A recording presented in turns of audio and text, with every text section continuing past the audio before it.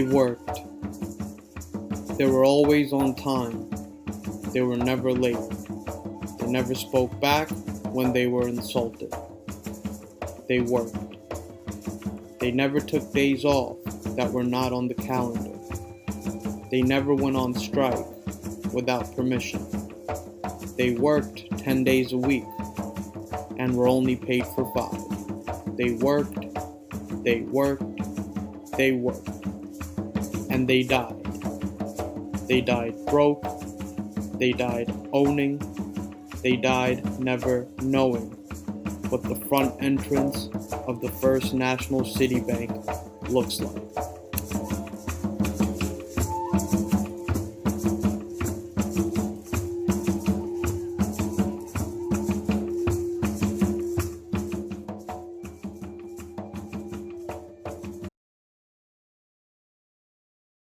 (1898) marked the end of the Spanish-American War, which resulted in the Treaty of Paris, and with that we reach the dawn of Puerto Rico's colonial relationship with the United States of America. The Americans hailed themselves before the Puerto Ricans as saviors, educators, and bringers of freedom and civilization. Therefore, in this short documentary, I will share with you the results of this relationship. It would be fair for one to assume that Puerto Ricans would have an advantage in the United States over other Latin Americans and immigrants, since Puerto Ricans are born U.S. citizens since 1917, and Puerto Rico being an unincorporated territory of the U.S. However, the results yield anything but that idea, as I will showcase how this unincorporated territory is actually a colonized territory.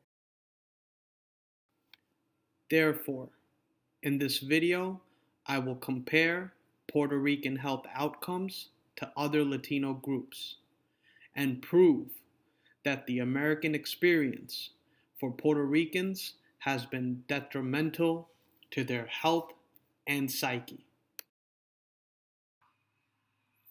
In addition, I will explain how Puerto Ricans are exempt from the Latino health paradox and apply the allostatic load framework to explain why the Puerto Rican experience is closer to the African American experience rather than other Latino groups in the United States.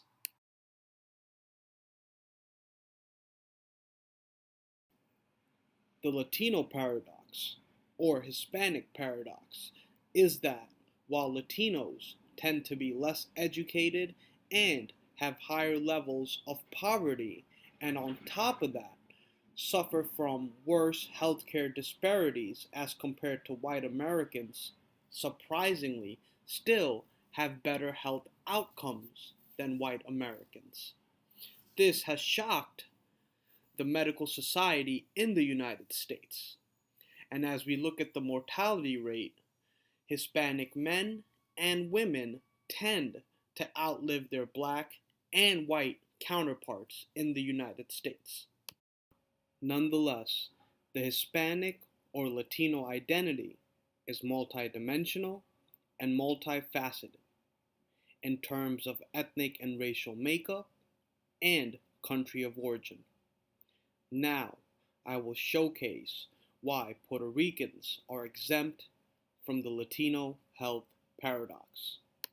According to NYC Health on the health of Latinos in NYC, Latinos in total make up about 29% of the city's total population, with Puerto Ricans being the largest Latino group at 30%.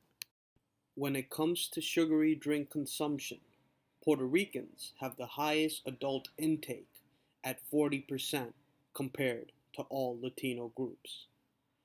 Puerto Ricans also have the highest rate of current smokers with 25% compared to all Latino groups. While Puerto Ricans fall to second place on the obesity rate for male high school students after Mexicans, Puerto Rican women come in first place. Asthma is the highest among Puerto Ricans as compared to other Latino groups at 27%.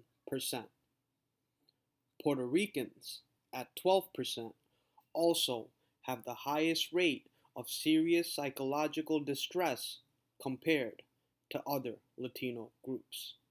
And worst of all, and most important, Puerto Rican women have the highest rate of preterm births among Latino groups, and the overall premature death is the highest among Puerto Ricans as compared to all other Latino groups.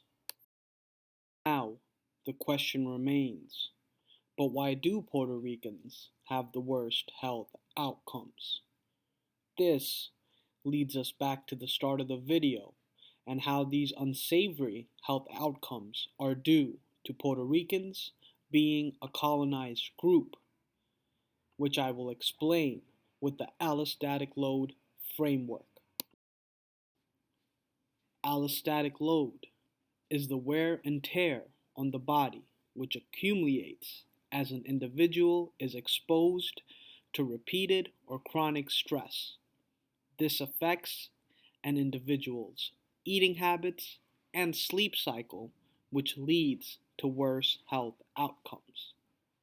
And being colonized and having to live in a society that discriminates and alienates you can bring one of the highest levels of chronic stress an individual can have. And the results of this chronic stress is showcased in the Puerto Rican health and psyche outcomes.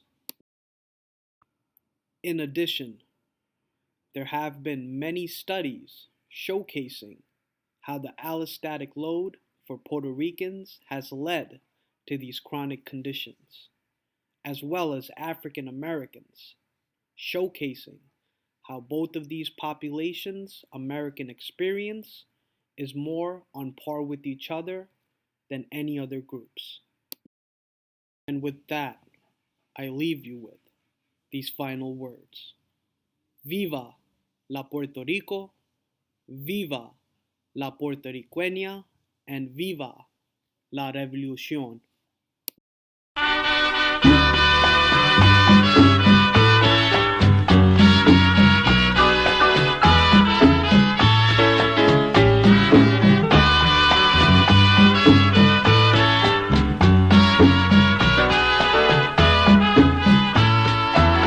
Que se repita el grito de Lares, que se repita una vez más, que se repita una y mil veces, que se repita mil veces más. A los colores de nuestra enseña, que se proclame sin titubear en nuestra tierra puertorriqueña, una república respetar. Y si fallamos en nuestro empeño, que se repita mil veces más, porque ese pueblo puertorriqueño siempre ha soñado su libertad. Que se repita el grito de Lares, que se repita una vez más. Y si fallamos en nuestro empeño, que se repita mil veces más.